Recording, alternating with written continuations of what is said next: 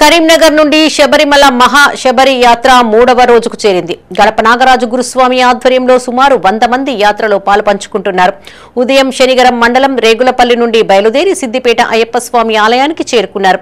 సిద్దిపేటకు చెందిన చంద్రమౌళి గురుస్వామి, చింతల వెంకటేశం గురుస్వాముల ఆధ్వర్యంలో భిక్షతో పాటు అల్పాహారానికి దాతలుగా వ్యవహరించారు.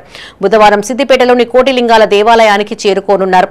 అక్కడ సిద్దిపేట గ్రామానికి చెందిన 20 మంది భక్తులు హాజరై యాత్రలో పాల్గొననున్నారు. కాగా అదే రోజున సాయంత్రం సిద్దిపేట నుండి పొన్నాల వరకు శోభాయాత్ర కొనసాగనుంది.